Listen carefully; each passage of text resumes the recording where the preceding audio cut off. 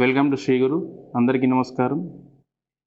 ప్రవేశ పరీక్షలు, పోటీ పరీక్షలకు సంబంధించి ఎవరైతే అవకతవకలకు పాల్పడుతున్నారో వాళ్ళందరినీ అడ్డుకట్ట వేసే విధంగా అట్లాంటి వాటి అన్నిటికీ చర్యలకు అడ్డుకట్ట వేసే విధంగా కేంద్ర ప్రభుత్వం పబ్లిక్ ఎగ్జామినేషన్స్ బిల్లు 2024ను లోక్సభలో ప్రవేశపెట్టడం జరిగింది. కేంద్ర స్థాయిలో ఈ ప్రవేశపెట్టిన బిల్లును రాష్ట్రాలు వారికి అనుకూలంగా అడాప్ట్ చేసుకొని చట్టంగా రూపొందించుకోవాల్సిన అవసరం ఉంది. తెలంగాణ ప్రభుత్వం కూడా ఈ దిశగా అడుగులేస్తుందని చెప్పి ఆశిద్దాము.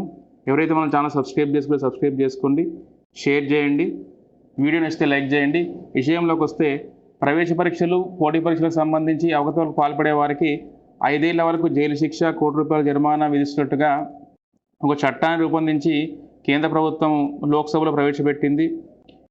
కనుల పోటీ పరీక్షల్లో అవకతవకలకు పాల్పడే వారిపై కేంద్రం కొరడా జులిపించనుంది. కేంద్ర ప్రభుత్వ సంస్థలు నిర్వహించే పరీక్షల్లో అక్రమార్కులను అడ్డుకట్ట వేసే విధంగా public examinations bill 2024 prevention of unfair means ఏదైతే ఈ బిల్లు ఉందో సోమవారం రోజు లోక్సభలో ప్రవేశపెట్టడం జరిగింది.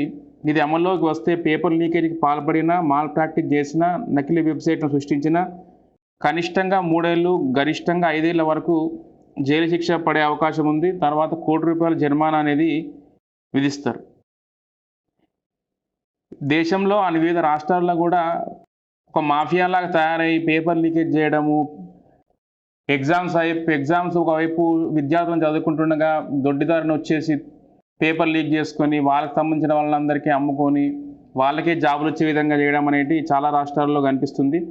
తెలంగాణ రాష్ట్రంలో కూడా రీసెంట్గా టీఎస్పీఎస్సీ లీకేజ్ ఏదైతే ఉందో 15 పేపర్లు గ్రూప్ 1తో సహా 15 పేపర్లు లీక్ అవ్వడము, విద్యార్థులందరూ ఒక సంవత్సరం నుంచి 2 సంవత్సరాలు నష్టపోవడము, తర్వాత ఎంతో మానసిక వేదన అనేది అనుభవించడం జరిగింది. రాసిన ఎగ్జామ్సే రాయడము, తర్వాత ఎగ్జామ్ మధ్యలో గ్యాప్ లేకుండా కూడా చాలా ఇబ్బంది పడిన విషయం మనందరికీ తెలిసిందే. అట్లాంటి పేపర్ లీకేజీలు ఏవైతే జరుగుతున్నాయో వాటన్నిటికీ అడ్డుకట్ట వేసే విధంగా కేంద్ర ప్రభుత్వం తీసుకొచ్చిన పబ్లిక్ ఎగ్జామినేషన్స్ యాక్ట్ 2024ను తెలంగాణ ప్రభుత్వం కూడా అడాప్ట్ చేసుకోవాల్సిందిగా మన ఛానల్ తరఫున విజ్ఞప్తి చేస్తున్నాము. ఇట్లాంటి చర్యలు మనము చేసినప్పుడే పేపర్ లీకేజ్ చేయాలన్నా, లేకపోతే వాళ్ళ అనుకూలంగా ఎవరైతే ఉన్నారో వాళ్ళకి జాబులు ఇవ్వాలని చెప్పి అనుకున్న అట్లాంటి వాళ్ళ ఆలోచనలకు అడ్డుకట్ట అనేది పడుతుంది. ఎవరైతే నిజంగా సీరియస్ ఆస్పిరెంట్స్ ఉన్నారో వాళ్ళందరికీ కూడా బెనిఫిట్ అనేది జరుగుతుంది. ఈ చట్టాన్ని అన్ని రాష్ట్రాలు అడాప్ట్ చేసుకోవాల్సిన చట్టం ఇది. ముఖ్యంగా తెలంగాణ రాష్ట్రం మాత్రం ఈ చట్టాన్ని అడాప్ట్ చేసుకోవాలి. శిక్షల పరంగా కూడా 5 సంవత్సరాలు కాకుండా ఇంకెక్కువ శిక్ష వేసే విధంగా కూడా ఏదన్నా అమెండ్మెంట్ చేసుకుంటే ఇంకా మంచిదని చెప్పి విజ్ఞప్తి చేస్తున్నాం. అయితే ఈ చట్టం పరిధిలోకి UPSC, SSC, RRB, IBPS, NTA వీటితో పాటు నీటు, జేఈఈ, సియూఈటీ వంటి ప్రవేశ పరీక్షలు ఏవైతే నిర్వహిస్తున్నాయో వాటన్నిటి కూడా ఈ చట్ట పరిధిలోకి తీసుకురావడం జరిగింది. ఈ చట్టం ద్వారా ఒక అకౌంటబిలిటీ, ఒక జవాబుదారీతనం అనేది ఏవైతే ఎగ్జామ్స్ నిర్వహిస్తున్న సంస్థలకి అనేది ఏర్పడుతుంది. పేపర్ లీకేజ్ అవ్వడం వల్ల పేపర్ లీక్ చేస్తున్నారు.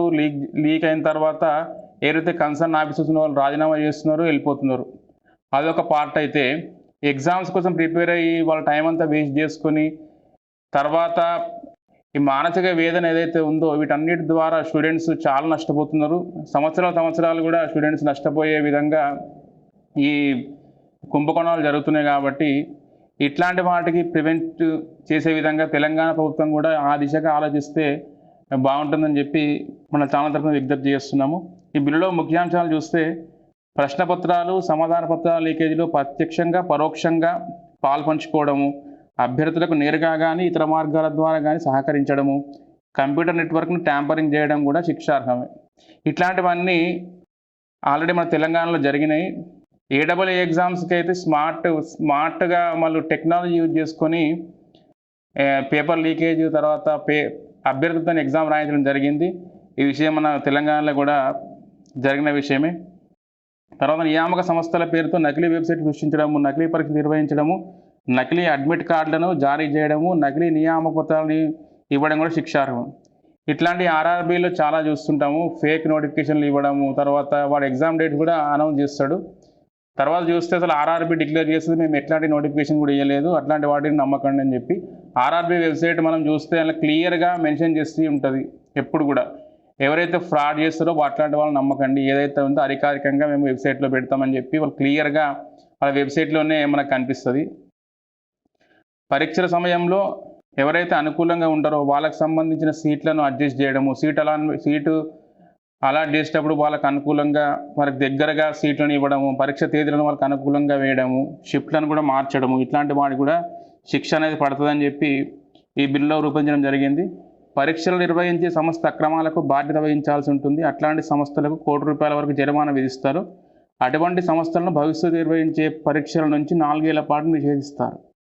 అయితే ఇట్లాంటి ఈ 4వ ఇదైతే ఉందో ఈ పాయింట్, దీనికి సంబంధించి ఇప్పుడు టీఎస్పీఎస్సీ లాంటివి, పబ్లిక్ సర్వీస్ కమిషన్ లాంటివి రాజ్యాంగబద్ధ సంస్థలు కాబట్టి వాటిపైన ఇట్లాంటి నిషేధాన్ని విధించడం సాధ్యమవుతుందా సాధ్యం కాదనే విషయం కూడా ఒకసారి క్లారిటీ ఇవ్వాల్సిన అవసరం ఉంటుంది. ఎందుకంటే అది కాన్స్టిట్యూషనల్ బాడీ కాబట్టి అది లీకేజ్ అయిన తర్వాత వాళ్ళు చైర్మన్, బోర్డు మెంబర్స్ రాజీనామా చేసినట్టు మన దగ్గర టీఎస్పీఎస్సీ వాళ్ళు రాజీనామా చేసేస్తే తర్వాత కొత్త బోర్డు మెంబర్స్ వస్తారు. అక్కడ వరకు బాగానే ఉంది, కానీ ఎగ్జామ్స్ కోసమే సంవత్సరాల తరబడి వెయిట్ చేసి వాళ్ళ జీవితాలను వేస్ట్ చేసుకున్న స్టూడెంట్స్ భవిష్యత్తు ఏందనేది ఆలోచించాల్సిన అవసరం ఉంటుంది. ఇట్లా ఈ 4వ పాయింట్ ఏదైతే ఉందో దీని కిందకి సర్వీస్ కమిషన్స్ కూడా వస్తాయా, లేకపోతే ఓన్లీ బోర్డ్స్ ఏవైతే ఉంటాయో వాటిని మాత్రమే తీసుకొస్తారా అనే విషయం కూడా క్లియర్గా మనకు చెప్పాల్సి ఉంది.